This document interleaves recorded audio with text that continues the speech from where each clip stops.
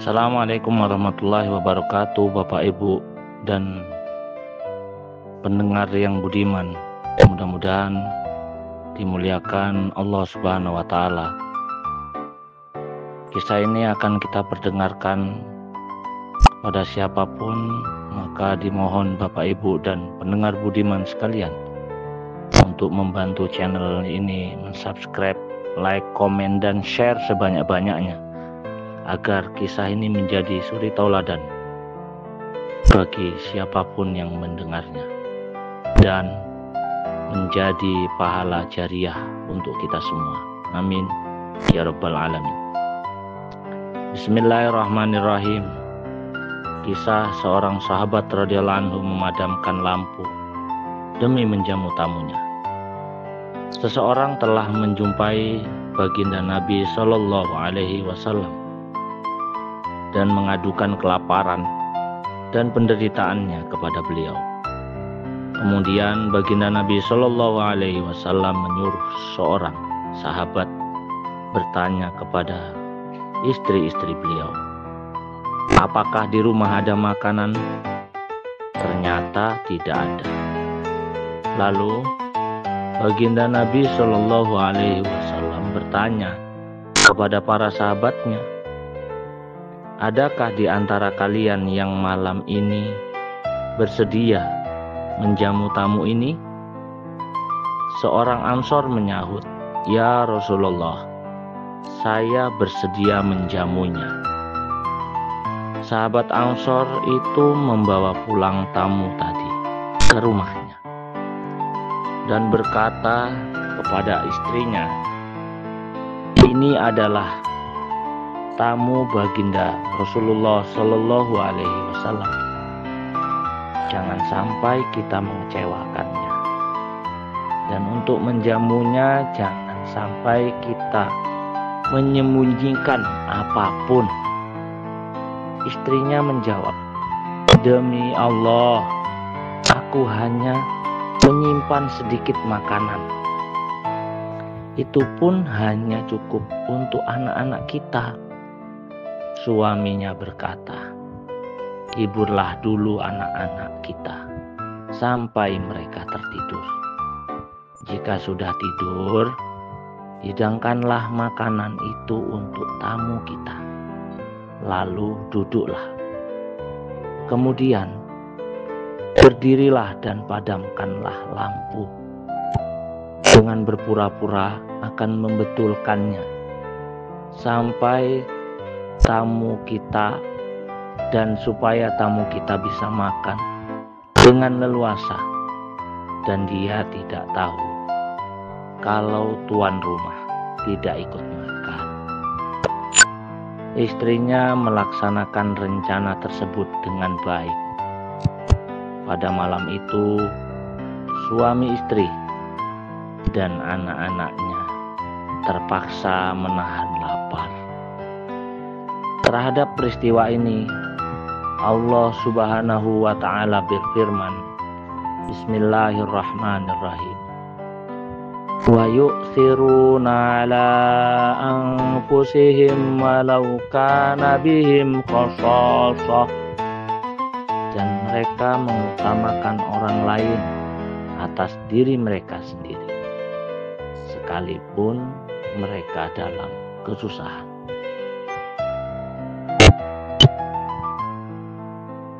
Kisah seorang sahabat radhiyallahu anhu memadamkan lampu untuk menjamu seorang yang berbuka puasa. Ada seorang sahabat yang selalu berpuasa. Ia sering tidak memiliki makanan untuk berbuka. Ketika Sayyidina Sabit Al-Ansari radhiyallahu anhu mengetahui keadaan sahabat tersebut, ia berkata kepada istrinya, aku akan membawa seseorang tamu malam ini. Jika dia mulai makan, padamkanlah lampu dan berpura-puralah memperbaikinya.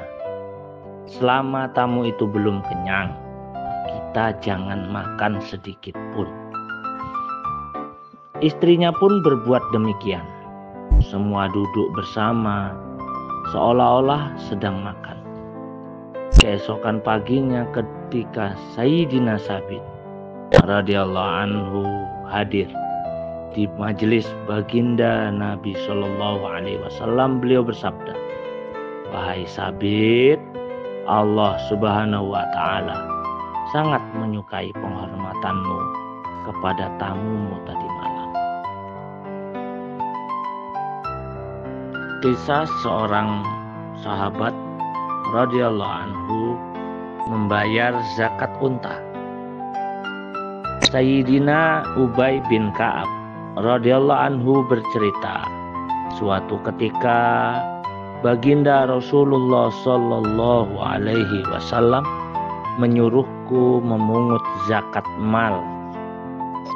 Aku menjumpai seseorang dan setelah menghitung hartanya, ternyata ia wajib membayar zakat berupa seekor anak unta berumur 1 tahun. Aku pun memberitahu apa yang harus ia bayarkan. Ia berkata, "Apa gunanya seekor anak unta berusia 1 tahun? Ia belum mengeluarkan susu dan belum bisa ditunggangi." Lalu ia membawa seekor unta betina dewasa dan berkata, "Ambillah unta ini." Aku berkata, "Aku tidak dapat mengambilnya karena aku tidak diperintah untuk mengambil harta yang melebihi kadarnya. Namun, jika engkau bersikeras ingin memberikannya."